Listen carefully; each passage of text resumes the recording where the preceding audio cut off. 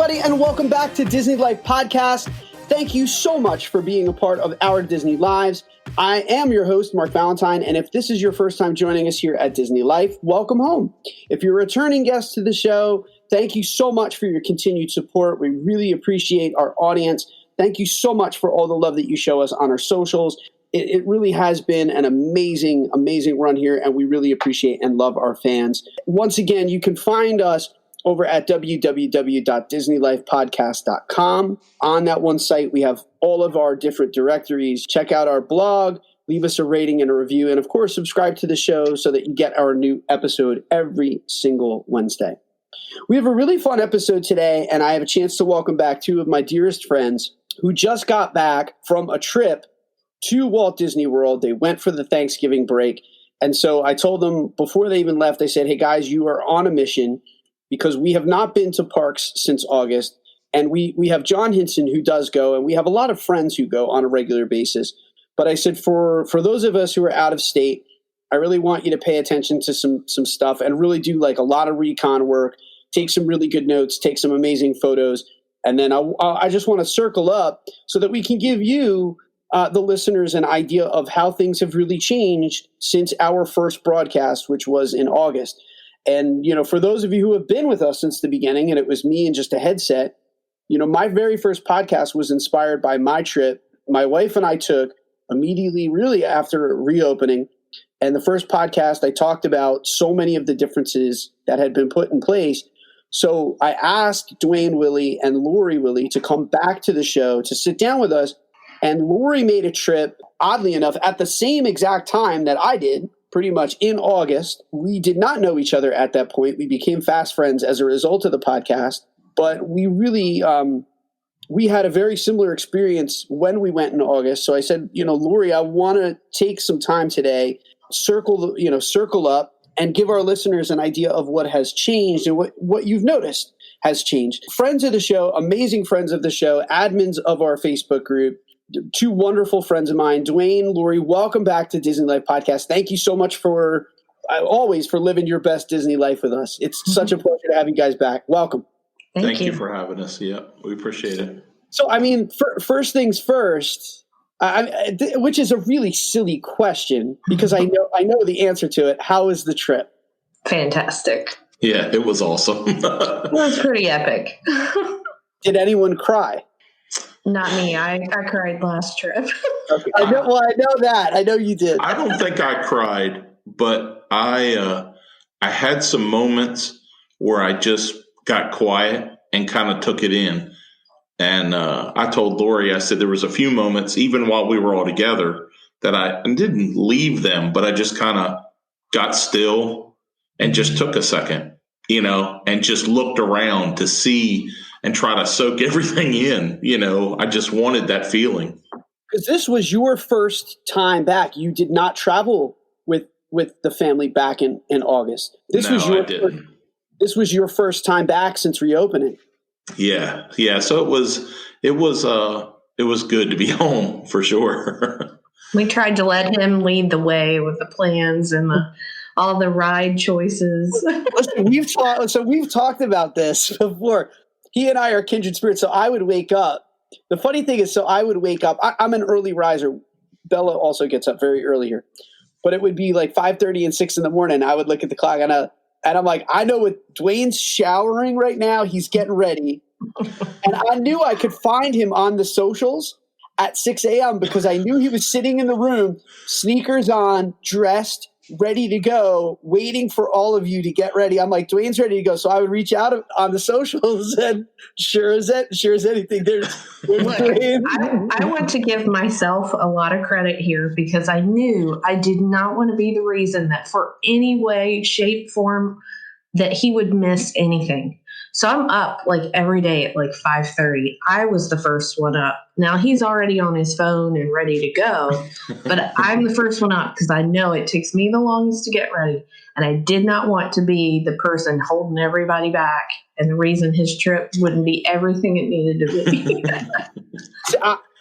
I am totally ridiculous too. Like I'm making fun of myself because I get up so incredibly early, and Linda will look at me and go, "Where are you going? Nothing. There's no parks open yet. You can't rope drop anything. Like, why are you awake?" And I can't help it. I just get I'm so excited that I'm at Disney that I cannot sleep. And it's true. And I do, Linda, she listens to the show every single week. I'm sorry. This is my public apology to you, to the many people who will listen to this. I'm sorry that I drive you crazy. It's acknowledged. You have to love me. I can't help it. And Duane understands the emotions. It's like a kid at Christmas time, that feeling that you got when you were like Christmas Eve and you couldn't sleep. That's how I get at Disney, but in reverse. I'll sleep that night because I'm so exhausted from walking the 12 or 13 miles through the day. But then you wake up at 5:30 in the morning and you just want to go. You can't wait to do it again. Your body's like, okay, I'm recharged. Let's run again. Yeah, absolutely. And, we found ourselves doing that.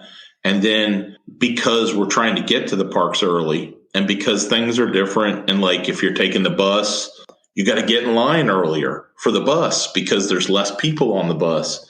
We're sending one person, or, my daughter or myself or somebody's getting in line ahead of everybody else while everybody else is getting coffee or getting juice or whatever, or having breakfast, so that we're ready to get on one of the first buses. Or we did the same thing with the Skyliner, and not to jump too far ahead, but like if you are going somewhere on the Skyliner, for instance, we'll talk about Hollywood Studios, you want to get in line probably 45 minutes to an hour ahead of when the Skyliner is going to start, because we stayed at Pop Century. I was in line most days between 8 and 8:15. Skyliner's not supposed to really open till 9.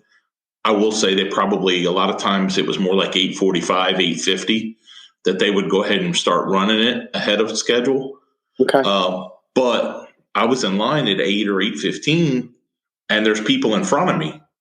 And by the time they started it, there would be a line all the way across the bridge there at Hourglass Lake, all the way down probably 2 or 3 buildings long, with everybody 6 feet apart, in these lines just to get on the Skyliner. Did that line go all the way to like the Hippy Dippy pool for the Skyliner? No, it turned. I'm trying to think. So it turned by that first building? It did, and then went down towards like the bowling pin buildings and stuff. Okay. That way. So what decade did you guys stay in? 60s. I love the 60s. Mm-hmm. I love the 60s. Yeah. Little travel tip: if you book a preferred pool view room, the preferred pool view rooms are the ones that go down that center section of the 60s. So you will be guaranteed a great spot for your dining options and to get on the Skyliner. Quick access to bus is quick too as well. During my solo trip, and it was the first time that I stayed at Pop, it's always been our mission. We want to try every single resort. So I went and I told Linda, I'm going to scout out Pop Century because it was close on the Skyliner, same thing. And I got in that day, and I just by chance, I happened to ask if they had any rooms that were close to the main building. I didn't even realize I was getting Disney Magic at that time. Like, I didn't realize that they upgraded me for free because I didn't realize I got a preferred room. And then the second or third time that we would go and we stayed at Pop, and I asked if they had that, they said, yeah, we do, but those are preferred and upgraded rooms. They really are amazing. Like, they make that much of a difference. I'm a sucker for, some people don't mind the walks, but I'm a sucker for, I love being where the action is. I like being by the food court when it comes to the budget places. I like being in that first building, like even AOA, when we stay at Art of Animation. I tell people, I know the themings in the other rooms are great, but I just want to be in the Nemo suites because I want to be right behind that first building. I want to be behind the main building. If you're like me, though, like I like all the action, I love it. It is a necessity for me to reduce as much walking in the resort area so that I can save my feet for these parks, because we have 20 to 30,000 steps a day when we're in the parks. And I get really awful blisters. It's terrible. Yeah. And so I have to like tape my feet up and all that jazz. So adding that little bit of extra, comfort to where a room is important for me to be able to make it through these marathon trips. Yeah, I mean it's a priority for us too. Like at the end of the day, the last thing you want is walk really far. That's actually why. So we stayed at Port Orleans at Riverside, and we splurged for one of the princess rooms. Yeah. Mm-hmm. And people were like, "Oh, why did you do that?" I was like, "I just did not want to walk. Port Orleans is gigantic, and I did not want to walk or take a shuttle. At the end of the day, I just wanted to get to the room, and I wanted to get there real fast. But that's always a priority for us as well. That when we get to a hotel, I don't want to be walking through the hotel. I want to save those steps for park specifically. So this was your first time on the Skyliner, Duane? It was mine. Yeah. It was actually, I guess it was Lori's too, because she's been, but she didn't stay at a Skyliner resort. So it was. And actually one of the fun things we did, and I think you and I talked about this and actually did a live video on Facebook from the Skyliner that day. We flew in and we actually stayed the first day at Caribbean Beach because we wanted to experience that resort. Lori wanted to get some pictures and video. We wanted to check out the Caribbean Beach Resort. We also wanted to check out the Riviera Resort so that we could see those things, experience them, so Lori could help her clients and customers and things like that, have video. So what we did, we did those things. And then her and I, just the two of us, with no place to go, we went and got on the Skyliner. And we rode the Skyliner, to Epcot. And we rode it, just kind of rode it around and took some video and did a live video and just talked and kind of got the feel for how it worked so that when we were on our trip, we knew we could cruise right through it. I love it. I love it. It's it's obviously it's a mode of transportation, but I tell you, it's just such a relaxing part of the trip and of the day to just get in the Skyliner.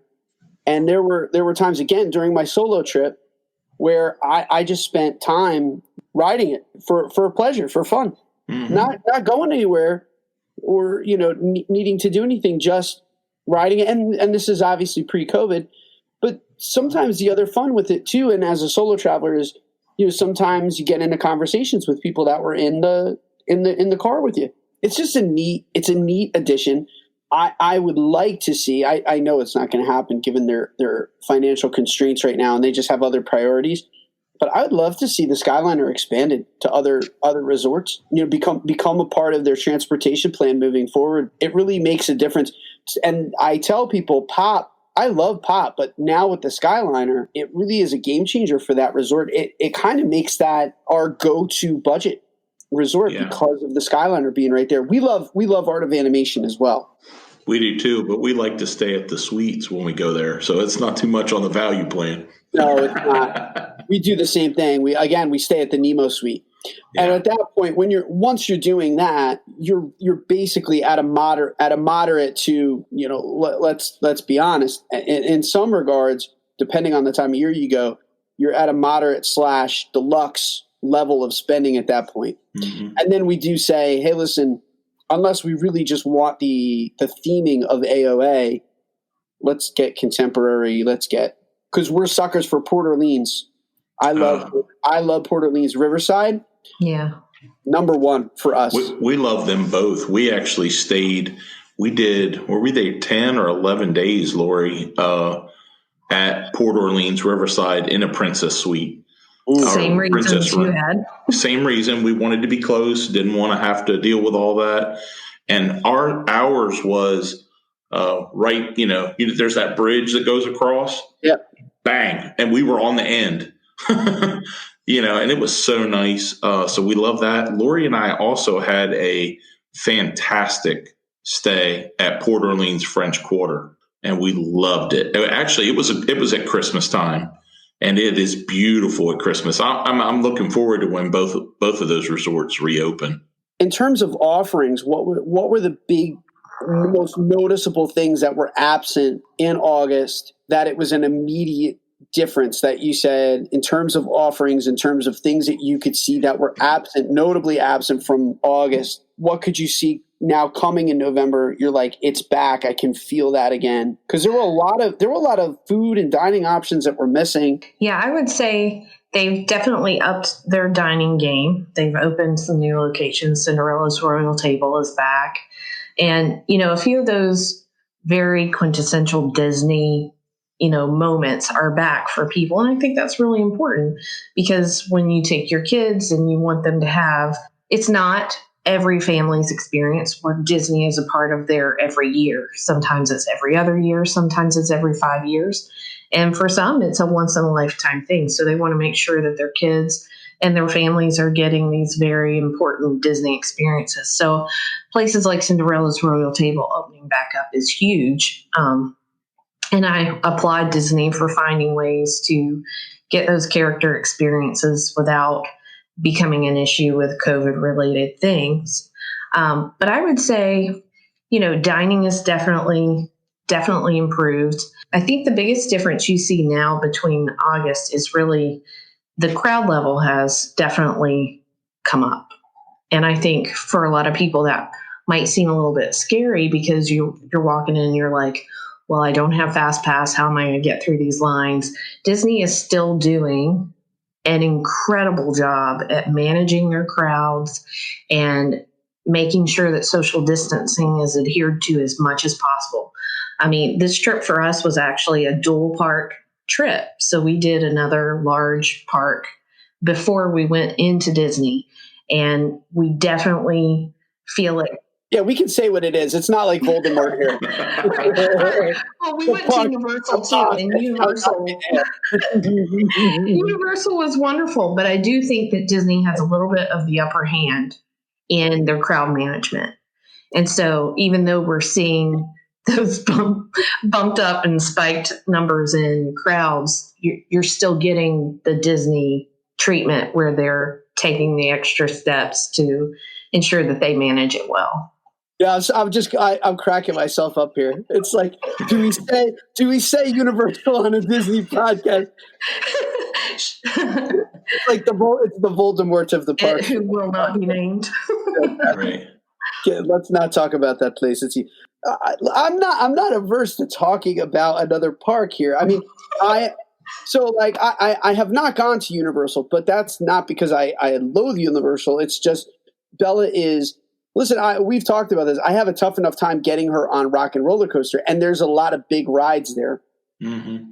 I just don't want to waste it. None of these parks are inexpensive, so I don't want to waste the money. Go to the park and not be able to get her on. And there's a lot of thrill rides at Universal, and not be able to get my money's worth of going. Sure. Plus, she doesn't know what Harry Potter is yet. We've kind of like set goals for introducing those books and starting her when her reading level is appropriate for those books, and I don't want to show her the movies and ruin the books. So once she's like into Harry Potter, it's a must do for us. So I don't want people to think to listen to this and we're going to get like hate mail and people are like, Mark, you're a real like park snob. You should go to Universal. Guys, I'm cool with Universal. Like there's no beef. We have no beef with Universal at all. And I think it's cool. I someday I aspire to go there and to check it all out. I just want to make sure that when I do that, it's just a good decision for our family at that time. We had a wonderful time there. One of the perks about Universal right now is they are still giving their dining plan as an option to purchase. So Universal is a great option if people are looking for that. I talked about this with the Wolf and Wookie. We really I do not think that the dining plan is that far away anymore. I can't wait. I hope so. I love the dining plan. I do too. I don't think it's that far away. You could not offer the dining plan because there were not enough offerings for people to find value in it. Disney, for all of the things that people will say, Disney, when they have things, there's very good value in what you buy. You feel that there's great worth in the purchases that you make. So with the return of park hopping, which I think not only was the limited offerings, but the lack of park hopping really made the dining plan impossible, because how can you tell people you're on a dining plan, but you can't go to the other parks to eat? So essentially you're restricted to what you can eat or where you can eat, when you can eat. And the fact that that now has been lifted, I think is going to be a major step towards that. And I think if I had to guess, I would guess you're probably going to see fast passes reintroduced at some point midwinter or whatever comes back, because at that point, and I think a lot of this, again, not to get political, with that will coincide with the vaccine and a lot of people returning back to life as normal. I think Disney is going to have to start to ease up some of those other things and return to like business as usual. But I don't think that we're that far away from the dining plan. I did notice a lot more of Disney. Like if a ride got shut down, we were in the line for Rock and Roller Coaster, and we waited for a while, and the ride just was not opening. And so they came through, and if you wanted to leave, they offered your family a fast pass. So they've actually started kind of implementing some of those procedures already. So I'm right there with you. I'm really hoping that they bring back those things that really help everybody settle into their trip a little better. I feel like too many people don't give Disney enough credit for opening in a safe manner in the midst of this terrible pandemic. And I know that becomes a subject of massive debate, depends on who you're talking to. But when you look at this feat, I mean, like, it's been a Herculean effort to open up. There's the plane. Listen, by the way, we're filming this at the airport because we're about to get right back on the plane. We're going back. Forget it. Let's just go. We're just going right back. Too many people don't give them credit. It's been a Herculean effort to open. And like when you think about just the very nature of what theme parks are, it's massive amounts of people all crowded into a place, and they were able to socially distance to keep guests safe. If there had been outbreaks as a result of Disney parks, trust me, you would have heard it by now. Yes, absolutely. You would have heard it because everybody's always after that Disney money. Let's face it. Mm-hmm. So the first case that you get that's like a really bad instance of a failure of the system, someone's going to go straight after that Disney money. Yeah. And like they've been open for a long time. They're doing an amazing job. I continue to tell people is like I felt safer at Disney than I had in a lot of other public places since August. So very true. I felt the same way. And of course, like you said, I hadn't been there. And, when Lori and yourself were there back in August and the crowds were minuscule and you guys were walking onto everything, now, it's at 35%. And, it's like we were having a conversation with Bonnie, and he was saying, what people don't really understand is they think, well, it's at 35% of what it usually is this time of year. Well, no, it's at 35% of capacity. Well, the capacity is Thanksgiving Day, Christmas Day, New Year's Day, those capacities. It's up to 35% of that. So it's still a lot of people. But I never felt like they didn't have it under control. I mean, if somebody didn't have their mask on, I never saw anybody get out of line, but they immediately, sir, if you could get it over your nose, or ma'am, please stop to drink your drink, in stationary or whatever it was. Very kind, very Disney-like, very professional, but we're, just following the rules. Here's the rules that we've set. Here's how we can have the magic. So let's all just work together to have it. And to me, I felt completely safe, even with the increased crowds. And to be honest, and I, like I said, I kind of wrote down some of the things, but we still rode a huge number of rides. My list guy made a list. Oh, yeah. That's surprising, right? But, I mean, let me just give you one day, for instance, okay? Let's talk about Magic Kingdom, okay? There's lots of things to ride at Magic Kingdom, obviously, and we've talked about being ride people. At Magic Kingdom, we rode, I had counted it earlier, I believe that day we rode 17 rides that day and had 3 meals. Well, we did 2 quick service meals, but we sat in the restaurant, took our time, took a break. We did it mid-morning, we did it mid-afternoon, and then we had dinner at night, at Liberty Tree, which, wow, was it amazing just I love Liberty to Tree. get that out there in the open. Our experience at Liberty Tree was so great, which we've been lots of times before, but our experience the other Saturday night at Liberty Tree was amazing. Our food was amazing. Our service was amazing. We just had a great meal and time.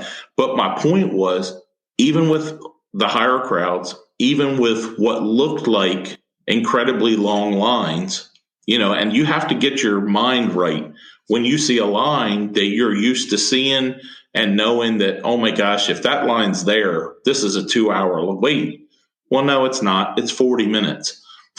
You know what I mean? Yeah. And a lot of times we also found, and you're hearing this with a lot of vloggers and streamers and different things. I would say on average, if the line says an hour, it's probably more like 45 or 50 minutes. If it says 45 minutes, it's more like 30. If it says 30, it's more like 20. If it says 15, it's probably walk on. It's walk on. And so what were the rides that were still like really low traffic rides? It just depends. Because actually we got on Pirates, believe it or not, a couple of times really quick. It kind of depends when you catch them. It really does. It really does. And Mark, we did you proud. You know what we did, right? We came in, we went left. Did you go left? We went straight to the back. We rode Big Thunder Mountain Railroad. And as soon as we got off Big Thunder Mountain Railroad, we were going to ride Splash, right? However, Splash was being delayed. But you're so going to be proud of us. So what did we do? We got back on Big Thunder Mountain Railroad. Oh, there you go. We rode it again. So then when we got off of it, my son was like, Dad, I'm getting in line for Splash, right? So he had jumped in line. We're all trying to figure out what do we want to ride while we're waiting. So then Lori says she jumped in line. Brady loves Pirates. So me and Brady and Mackenzie, we went over, rode Pirates, came back. Lori took one for the team on that one. Mom for the save. And then we jumped on Splash Mountain. So 30 minutes after the park had opened, literally, we had ridden Big Thunder Mountain twice, Splash Mountain, and Pirates of the Caribbean. I love it. Boom, just like that. Yeah, that's a strategy. And if it hadn't been delayed, you probably would have gotten, again, 2 or 3 mountains right out of the way. Oh yeah. You get your mountain pin before 10 a.m. always. Yeah. And then your Galactic Hero. So it's if I can get Linda, I know if I can get Linda, he's got his arms up. He sent me the button because he got his Galactic Hero pin. I was so happy. You just don't know how happy I was. I know. It's a must do for me. I have to rock the pin. I haven't gotten it yet. It's still a bucket list for me. John's gonna. We're working on YouTube right now. John is going to get some ride footage from Buzz Lightyear. We're going to put together a walkthrough for people to get them that Galactic Hero.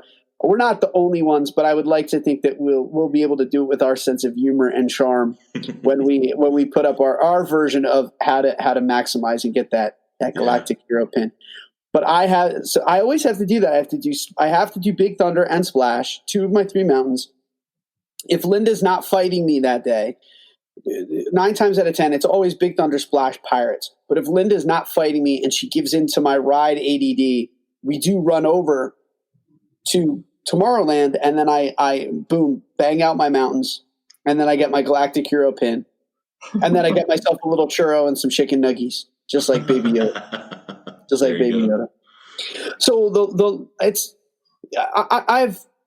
I've heard from so many people the lines are deceptive, the wait times are not the same.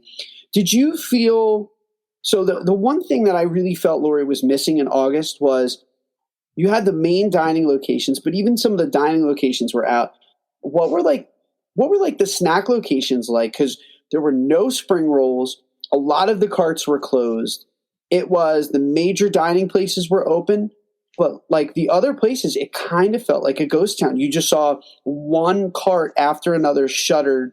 Not a lot of like little extras in terms of food and drink items. Has that changed a lot? Because like those things bring the park to life for me. Mm-hmm. Or is like the little buzz of the crowd around like the spring roll cart or around, like there's a line for churros. Have they restored a lot of that stuff, or is it still missing? They have just done a good job at just placing them strategically, I think. And some of the carts are open. There's still a lot that's closed, but then you have things in places like Gaston's that has opened back up. To my great joy and happiness, Woody's Lunchbox is back, which is one of my favorites. Love, love, love. And there's just, in general, I wouldn't say that it's a massive amount of new things that have opened up, but there's crowd favorites that have come back, like Gaston's and Woody's Lunchbox, that I think have made such a huge difference in people being able to get those things that they're used to getting, those enormous cinnamon rolls that our girls got while we were gone. And, those tachos that I could just cry over at Woody's Lunchbox. There's just some of those favorites that are back. And it just makes a big difference when everybody is just looking for that one more inch of normal in the time that we're in right now, that when Disney adds those things, I think it goes a long way. Yeah. The spring rolls are back. Yes. I will say that because our girls, and we say our girls, my daughter and her best friend were with us, obviously. So they were our girls and they got spring rolls. And the way I understand that, I could be wrong, is primarily they're open on the weekends. With us being there on Thanksgiving, the things that were normally only opened on weekends were also opened Thursday, Friday, Saturday, and Sunday. There was a few more things closed Monday and Tuesday, Wednesday than there was, later in the week. But Thursday, Friday, Saturday, and Sunday, all those kind of things were open. I would say a large number of the popcorn stands were open, partially because they're trying to sell popcorn buckets, which I had to get the white Christmas tree popcorn bucket. Obviously. And so I got that. But most of the popcorn trucks were open. We did get a churro. We got the spring rolls. Like Lori said, we did Gaston's and got the cinnamon roll. We went to Pinocchio House in Magic Kingdom. I just told you we did Liberty Tree. We did Sci-Fi at Hollywood Studios. We did the Regal Eagle over to Epcot. Oh, man, I love the Regal Eagle. Yeah, we did that at Epcot. So, we hit a bunch, and they even hit the girls hit some of the places and, in the World Showcase and different things.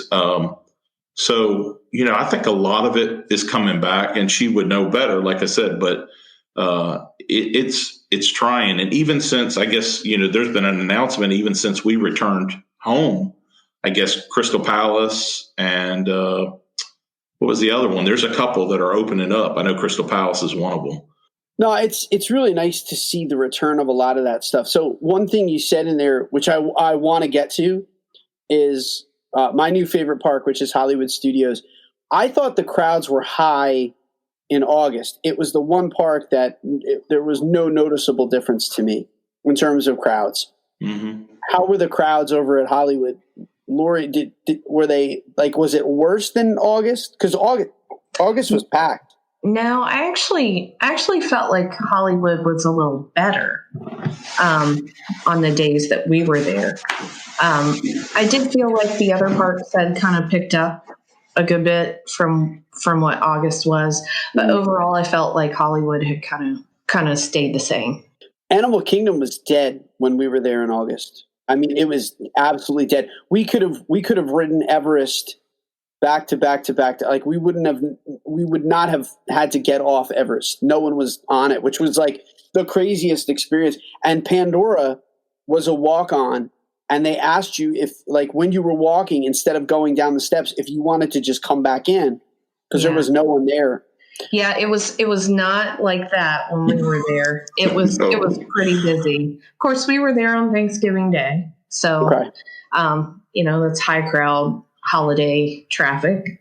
So it had definitely picked up. And of course, it didn't help for us that Everest was down half the day when we got there. So by the time we got to Everest, we were waiting just a little bit, but it still wasn't really bad. We still got to ride it several times. Yeah, we still rode it 3 times. Now, what was your go-to dining for that day? We did Satuli Canteen. Yes. We did the cheeseburger pods. You got the pods? Yeah. Which I liked. I had never had them, so I was like, everybody's talked about them. We got to get them. It's a polarizing dining option. It's if people like the texture of the pods, then they like them. Some people don't like that doughy dumpling like texture to the item. It threw me at first. I ate them. I still like them, but I had to get used to it. The first bite, if you're texturally kind of challenged with it's a tough first bite. I will tell you that. But the taste of them is very good. But the presentation of the food in that canteen is pretty it's outrageous. I like the presentation of the food at both of the sci-fi locations and Pandora and over in Galaxy's Edge. Docking Bay dining is one of my favorite quick services in all of the parks because of the presentation and the way they've kind of, you know that you're eating a short rib. It's a beef rib, but the way they kind of present it and the way it looks with the rest of the side dishes, it looks otherworldly. It's really cool. It's really, really cool. It looks a little scary. It looks a little scary. And my wife got the blueberry muffin. She takes a bite of it and it had, I don't know if it was cayenne pepper or something, but it tastes and presents like a blueberry muffin on the first bite. And then the heat kicks in like midway through your second bite of it. And you can feel it in your nasal cavity. You feel the burn of the pepper. She's like, this blueberry muffin's hot. And I'm like, how's a blueberry muffin hot? And I take a bite. I'm like, this is outstanding. It's like something out of Wonka, where you're biting and you're like, the schnozberries taste like schnozberries. But it's a blueberry muffin, but it's not. It tastes like a cayenne pepper. This is great. Yeah. But I love. I was living vicariously through your trip. It was so funny. We were supposed to. I told you guys this, but we were supposed to go for Thanksgiving, and we wound up canceling our trip because of the geographic location that we live in. But I mean, I'm glad that we did. We're playing by the rules, and we're treating this seriously. And I told Linda, I said, the sad thing is, I feel like if we would have been just as safe there as anywhere else, but we played by the rules, and I know it's not. Also, I know it's not going anywhere. So I know that I'll be parks bound not before long. What would you say was the best experience from this last trip? Like, what was your biggest takeaway? That's a tough one. Yeah, it was a great trip. It was. I'll get personal here for a second. Okay, one moment that I will never forget was for me, and I don't know that I'd even told you this. I've been losing weight and trying to get myself back in shape. And the last time we were at Animal Kingdom and we went to ride Flight of Passage, it wouldn't lock on me because of my size. So I wasn't able to ride it. And, one of the things during this weight loss journey was, that was a goal. I'm going to ride Flight of Passage this next time that I'm there. I'm going to ride it. I'm going to get my weight down. I'm going to get my size down. Not just for that reason. Obviously, I want to be healthy and back the weight I'm supposed to be. But that was one of the reasons. It was a goal. And that day, we sat down and, they start getting everything ready. And it comes up on your back and it comes up on the back of your legs, which surprisingly enough, well, that was one of the problems I had was actually my legs were so big that I couldn't get it to lock on one of my legs last time. And so anyhow, sat down and when you hear it click in, click, and Lori looked at me and she knew, and I literally, just like I did a few minutes ago, I put the arms in the air and I was like, I was like, I did it, I'm there. Yeah. And Maybe so, I lied because I do think I almost teared up on that one. So maybe I lied when I said I didn't cry this trip. It was me. I did. Yeah, that had to feel great. That had to, just from a goal, like from setting that goal from yourself and then to actualize it in that moment. And it's obviously it's tied to something that's a love of yours, Yeah. So that was a big moment. That's a big moment. Yeah. That's amazing, dude. That's an amazing. Yeah, that was a big moment for me. And I'll tell you another thing. Of course, you've had Bonnie Cribbs on the show before, and Bonnie and I have been great friends for 2 years now. We've been great friends. What most people didn't know until this trip, Bonnie and I had never met face to face. We had talked on the phone, we have emailed, we have texted, we have messaged, we've FaceTimed, we've done all kinds of things, but had never met face to face. And Bonnie and I got to meet face to face, and we spent pretty much two full days together in the parks, where he just went on every ride with us. He went to eat with us. He spent the days with us. And I think that was a lot of fun because, him and I really kind of bonded, but he's a great guy and my kids love him, and he gets along great with Lori. But my son Brady just thought he was the coolest. And, my daughter Mackenzie, she loves Bonnie. And, they both got to do live videos with him on the Facebook groups, which they thought was super fun. And it was, Bonnie and I did live videos. I thought it was fun. We had a good time. Yeah. So, that's another thing for me that was, a memorable part of the trip. And the last thing, I'm giving you all kinds. And then the last thing was obviously we got to ride Rise of the Resistance twice. Twice. Yeah. 2 different days. We went 2 different days, but we got to ride it twice, which was pretty epic. How is the new procedure? Because I haven't had a chance to book it from the comforts of my hotel room yet. It's really easy. Yeah. It's really easy. But I will say this. I've seen a couple of people even today saying I didn't get to get on. One of the things that we did to try to ensure that we got onto the ride was we would actually get up and we would go out into like the main area where the pool is. And we would definitely make sure that everybody that was supposed to be in our group was right on our phones. But we also would take our phones off of the hotel's Wi-Fi. So we were on our cell service, and we just kind of chose different spots. And some of us would refresh and some of us would only go into the app right on time. So we tried a few ways to do that. And I think Disney is just one of those places that if you'll put a little bit of planning into it and prepare yourself to know what you need to do beforehand, it just increases the value of what you get out of your trip. So Duane, any regrets for Rise of the Resistance of where it fell on thrill rides after having gone through it? No, I can't really. I don't remember where it finally landed. I loved it, great. But we've talked, and even today, as we're taping this, today is what I always deem Thrill Ride Thursday, and I know the show's going to come out on Wednesday, so it'll be the day after for you guys. But it's still, for me, it's probably still it's Everest and Rock and Roller Coaster as far as thrill rides. They're my 2 favorites.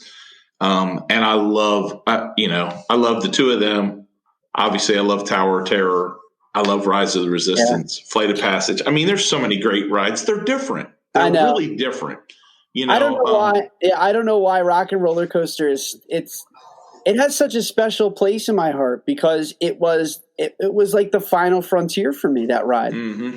That was it. Like that was me thoroughly conquering every thrill ride in the park. And I don't know why I waited till the end for that one, but I did. Maybe because it inverted and I was just terrified of the inversion. Yeah. But when I did that and I didn't endure it, but I loved it. It was the most liberating feeling to my soul of like 41 years of like worrying about something that was so stupid to be like, I'm free of this albatross. I love roller coasters. Like I love them. Yeah, But it's and I love also seeing your Disney. picture today. It's also Disney's niche where they know how to make it a full sensory experience. So here you are going upside down or inverted, and it's set to the soundtrack of your lifetime with Yeah, loving an elevator. Or Hey, dude looks like a lady or something. Did you hear Ryan Gorman's story that as a kid? How crazy was that story? Yes, that was awesome. amazing. Where he ran into Steven Tyler. He ran into Steven Tyler in a sundress, nonetheless. That was awesome. He was wearing a sundress, and then we laughed hysterically. We're like, well, so dude literally looked like a lady when you ran into Steven Tyler. Yeah. And he's like, yeah, it was Steven Tyler. It was 100% Steven Tyler. Because he's like, I know Steven Tyler is not an unremarkable person. You know when you run into Steven Tyler. Absolutely. That's like when I was a little kid, I ran into Hulk Hogan on a beach. You know when you run into Hulk Hogan, it's unmistakable. You know who he is. Yeah, you know who he is. And as a kid, I was like 7 years old when I met Hulk Hogan on the beach in Florida. Yeah. It was you would have thought that I had met like Jesus himself back then. Walking on the beach with the footprints, it was like, no, I met Hulk. I met the whole Hulk Mania ran wild on me that day. So, but guys, listen, I love having you on, and I love living vicariously through your trip because I was missing home, and I knew that I should have been there for Thanksgiving. It's a bucket list item of ours to eat at Liberty Tree on Thanksgiving, and we'll do it someday. I'm not sad because I know it's gonna happen. But I did want to have you guys back on, and that's the thing is I love about this is to check in from time to time to see what's changed in parks. And we had an episode that was really just about the parks or after COVID. And, obviously it's sort of irrelevant now. It's a part of history of the show, but it's none of the stuff that's on like the first two episodes. Well, not none of it. Some of it is still very much in effect, but a lot of it has changed. Mm-hmm. So I love getting you guys on to just share with the audience some stuff that has changed. And we have people that, are constantly looking to know, is this a good time to go? What am I going to get in terms of my value? So I thought it was a really helpful episode, but I just love just being here for you to extend the Disney feels, because we all know too that Disney blues are real. Once you board that Tragical Express for the next few days, you feel it. But another cool thing, and a plug to you guys, and just like props to you guys. There they are. So we're in family game night, and I get a text from both Lori and Duane that they say we're about to board the Tragical Express, or no, we're on the Tragical Express now. We're playing family game night on the Tragical Express, and they were playing. So that was awesome. So it's pretty cool. I dug that very much so. But guys, thank you for coming. It's never goodbye with us. We have a lot of exciting stuff too in the month of December, and some really big happenings today that I'm just gonna tease to say we at Dislife Podcast, we have some really big stuff. The family got together today. Duane, Lori, Matt, Melissa, John, and some new family members, which is part of the big surprise. And we're so excited. And we're really excited that all of this it's going to go into effect in 2021, which is going to be a really amazing year for what we've got planned for the podcast, but more. And it's like jokes, but wait, there's more. And so today was a really wonderful powwow, and I can't wait. We're going to obviously be teasing this a whole lot more as December comes, and then a formal announcement, which is going to be coming out on our channel, on our socials, which is the best place to connect with all of us in person and to live, your best Disney life with us, and to connect with Duane and Lori. And we have amazing travel agents who are there to price out a trip and to give you, an idea of your dream family vacation. We have photographers that are in the group that you can book an amazing family session with John Hinson. We have incredible podcasters that are there that just would love to talk your ear off about anything. anything. So, join us over on our social. Join us over at Dislife Podcast. Check us out on Instagram at Dislife Podcast. Become part of the conversation and live your best Disney life with us. Guys, thank you so much for joining us. Ladies and gentlemen at home, thank you for your constant support of the show. It is truly appreciated. Thanksgiving was a really amazing month for me, just being really thankful for all of the gifts that God has given me in my life. And that's really continuing into December. And again, stay tuned. We have amazing big news. Have a great week. I hope that it is filled with faith, trust, and pixie dust. We'll see you real soon.